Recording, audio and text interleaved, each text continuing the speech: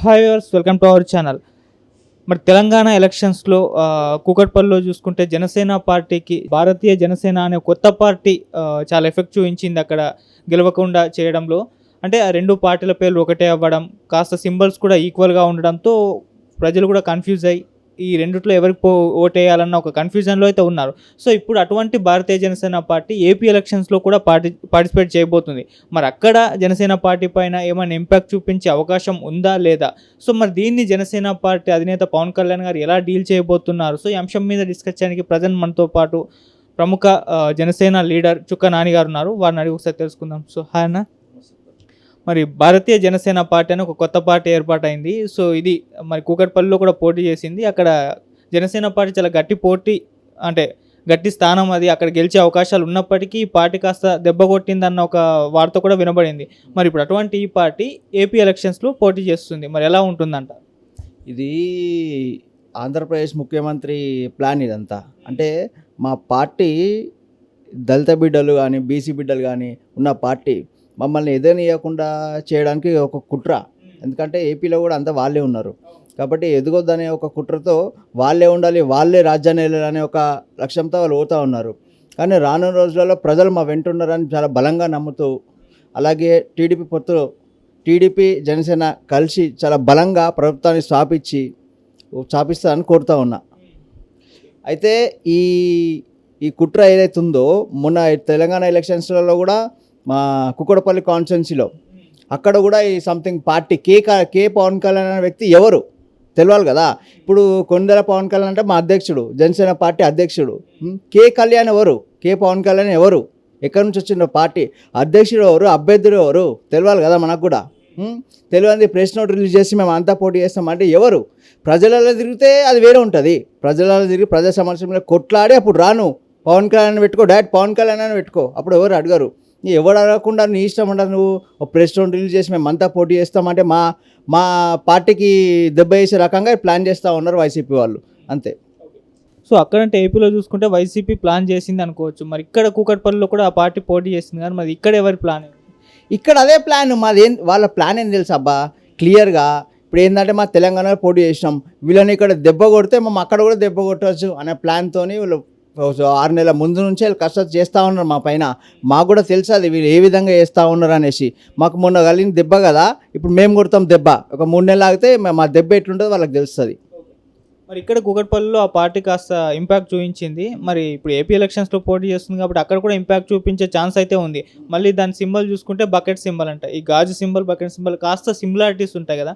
మరి ప్రజలు కన్ఫ్యూజన్లో పడే అవకాశం అయితే కనిపిస్తుంది కదా. కంపల్సరీ. ఇప్పుడు ఎట్లా అంటే, ఇప్పుడు మన గ్లాసు గుర్తు, ఆ బకెట్, ఈ యాషెస్ సేమ్ ఉన్నాయి, మధ్యలో ఒక లైన్స్ ఒకటే లేవు దానికి. కాబట్టి ఎలక్షన్ కమిషన్ కూడా మేము రిక్వెస్ట్ చేస్తూ ఉన్నాం మా పార్టీ నుంచి, ఇట్లాంటివి ఏమైనా ఉంటే మేము ప్రజలకు పనిచేసేవాళ్ళం, ప్రజల కోసం కష్టపడేవాళ్ళం, ప్రజల మంచి చెడ్డలు చూసుకుంటోళ్ళం, మా లాంటి వాళ్ళని చూసుకొని మీరు ఏదైనా గుర్తు ఇవ్వాలనుకుంటే చూసి ఇవ్వాలని మేము కోరుతా ఉన్నాం. అట్లా అంటే మొన్న కేసీఆర్ గారు కూడా సుప్రీంకోర్టులో పెట్టారు, ఇట్లా సేమ్ సింబల్ ఉన్నవి ఇవ్వకండి అని చెప్పేసి. కారు గుర్తుతో ఉన్నది రోడ్ రోలర్ ఇవన్నీ కూడా పెట్టేసుకున్నారు. కాకపోతే అక్కడ కొట్టేశారు. సో ఈ ఇష్టం ఏ సింబల్ అన్నా వాడుకోవచ్చు అని చెప్పేసి వాళ్ళు చెప్పడం చూస్తున్నాం. మరి ఇప్పుడు కూడా మీరు ఒకవేళ కంప్లీట్ చేసినా కూడా అది వర్కౌట్ అయ్యే అవకాశం వర్కౌట్ అయితే, ఎందుకంటే మా లీగల్ టీం కూడా దానికోసం కష్టం చేస్తూ ఉంది దాన్ని తీసేయాలని. ఎందుకంటే తప్పు కదా అబ్బా, మేము ఎప్పటి నుంచో కష్టపడుతున్నాం. మేము పార్టీ పెట్టి 11 సంవత్సరాలు, 3 నెలలు వస్తే 11 సంవత్సరాల నుంచి మా నిద్రలు అవన్నీ వదిలేసి ఫస్ట్ పార్టీ కోసం పనిచేసి ప్రజల కోసం పనిచేస్తున్నాం. మా కష్టపడ్డ డబ్బులు ప్రజలకు ఇస్తూ ఉన్నాం. ఇవాళ నువ్వు వచ్చి కొత్త పార్టీ ఒక ముద్ర తీసుకొచ్చి వేరే వాళ్ళకి ఉన్న పెట్టి కే పవన్ కళ్యాణ్ వ్యక్తిని పెట్టి అది ఎవరో తెలియదు, క్యాండిడేటు తెలియాలి కదా. ఒక ఫోటో అన్న ప్రజలకు తెలియాలి కదా. తెలియకుండా మా ఓట్లని మేము గుంజుకుంటామంటే ఎట్లుంటుంది రేపు? పద్ధతి కాదు కదా అది.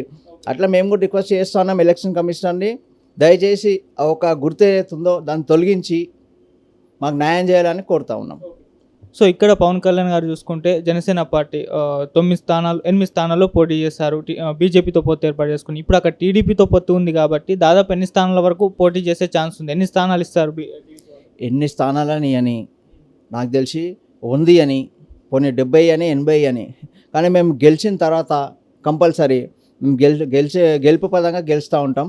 గెలిచిన తర్వాత పవర్ షేరింగ్ అనేది కంపల్సరీ ఉంటుంది. మేము మా పవన్ కళ్యాణ్ కూడా చెప్తా ఉన్నాం. కాబట్టి ఎందుకంటే మా వాళ్ళు అక్కడ కష్టపడుతున్నారు కదా, వాళ్ళ కష్టాన్ని వృధా చేయకుండా పవర్ షేరింగ్ అనేది కంపల్సరీ మా వాళ్ళు అడగాలని నా దేవుని కూడా కోరుతా ఉన్నాను, పవన్ కళ్యాణ్ గారికి కోరుతా ఉన్నాం. ఒకవేళ పవన్ కళ్యాణ్ గారి పైన దాదాపు ఆయన భీమవరం నుంచి పోటీ చేసే ఛాన్స్ అయితే ఉంది. సో అక్కడే ఈ కే పవన్ కళ్యాణ్ అనే వ్యక్తి ఈ భారతీయ జనసేన పార్టీతో పోటీ చేస్తే ఎలా ఉంటుంది? ఎవరబ్బా కే పవన్ కళ్యాణ్ ఎవరు? భారతీయ జనతా పార్టీకి భారతీయ జనతా పార్టీ అయితే తెచ్చిపెట్టదు కదా, మాతో అలయన్స్లో ఉంది కదా, అది ఇక్కడ తెచ్చిపెట్టదు కదా. ఇది వైఎస్ఆర్సీపీ చేసిన ప్లాను. మా ఒక ఓట్లని లాస్ట్ టైము అదే భీమవరంలో 2,000 కోట్లు ఖర్చు పెట్టినారు మా అధ్యక్షుల మీద. దేనంటే 2,000 కోట్లు, అదే ఒక 2,000 కోట్లు ప్రజలకి ఏదైనా స్కీమ్ పైన ప్రజలకి ఇవ్వాలి కదా. అట్లా ఓటుని కొనడం విధంగా చేస్తే ఇప్పుడు మా తెలంగాణలో ఎట్లయిపోయిందంటే ఒక 10 years ముందు ఎలక్షన్స్ వేరే ఉండే, 10 years తర్వాత ఎలక్షన్స్ వేరే అయినాయి. పబ్లిక్ అనేటికి మొత్తం వాళ్ళని మ్యానిపులేట్ చేసారు, మనతోని డబ్బులు ఇస్తేనే ఓటు వేయాలి లేకపోతే వేయొద్దు అనే విధంగా తయారు చేసారు. కూలిపోయింది ప్రభుత్వం. సేమ్ వాళ్ళు కూడా అట్లనే తయారు చేసారు, వాళ్ళ ప్రభుత్వం కూడా కూలుతాయి తొందరలోనే. ఇంకా 100 రోజులు ఉండొచ్చు నాకు తెలిసి, 100 రోజులలో ఏందనేది తెలుస్తుంది. అంటే అదే అడుగుతున్నా, ఇప్పుడు ఈయన పోటీ చేస్తే పవన్ కళ్యాణ్ గారి పైన ఏమన్నా ప్రజల్లో ఇంపాక్ట్ చూపించే ఛాన్స్ ఉందా? కన్ఫ్యూజ్ అయ్యే అవకాశం ఉందా? పవన్ కళ్యాణ్ గారు ఓటమికి ఏమన్నా దాచిచ్చే ఇది ఏమన్నా పరిస్థితి ఏర్పడే ఏముండదు అబ్బా. పవన్ కళ్యాణ్కి చాలా తేడా ఉంటుంది. ఈ మా జనసేన పార్టీ అధ్యక్షుడు పవన్ కళ్యాణ్ అనేటోడు ఏందో ఆయన బలమేందో ఆయన దమ్మేందో తెలుసు. వాడు ఎవడో కోన్కిస్తో కొట్టంగానే తీసుకొచ్చి మా మీద పెడతా అంటే వాడెట్లా చెప్పు తంతమని నేను క్లియర్గా చెప్తున్నా.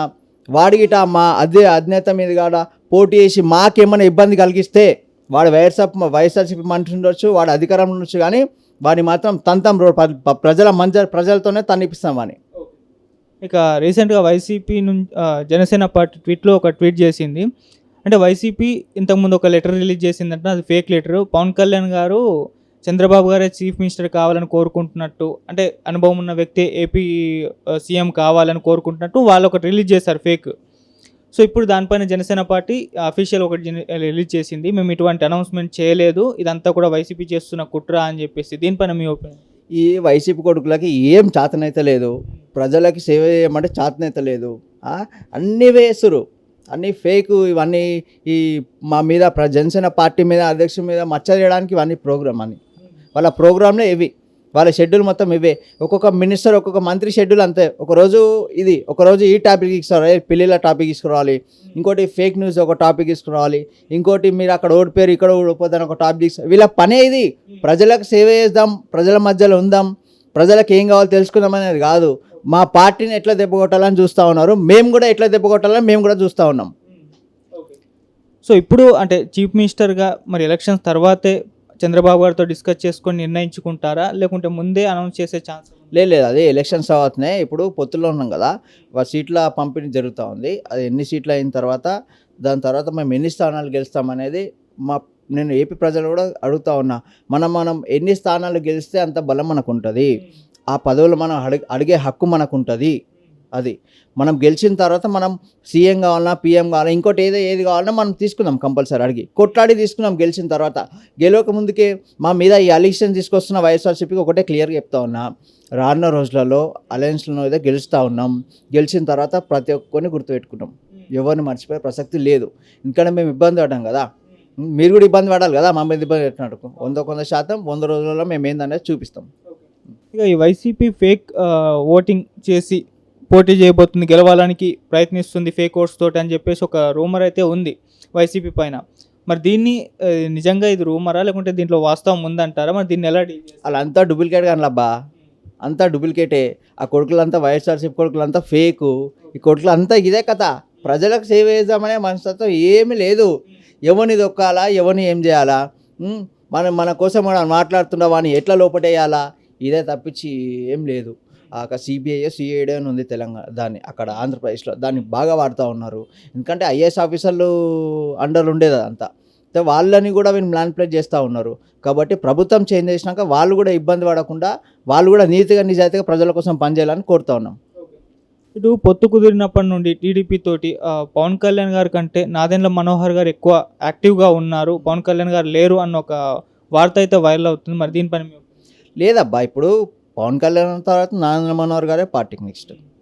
ఇప్పుడు ఆయన ఎందుకంటే ఒక మన ఉమ్మడి ఆంధ్రప్రదేశ్ ఉన్నప్పుడు స్పీకర్గా పనిచేసినారు, కొన్ని వందల మందిని ఎమ్మెల్యేలను చూసినారు, అంత కంట్రోల్ చేసే శక్తి ఆయనకు ఉన్నప్పుడు కొంచెం పవన్ కళ్యాణ్ గారి కంటే ఎక్కువ రాజకీయ అనుభవం ఉన్న నాయకుడు నారాయణ మనోహర్ గారు. కాబట్టి నారాయణ మనోహర్ గారు పవన్ కళ్యాణ్ అండర్లోనే చేస్తూ ఉన్నారు, ఏదో మాట్లాడాలని ఏం చేయాలని.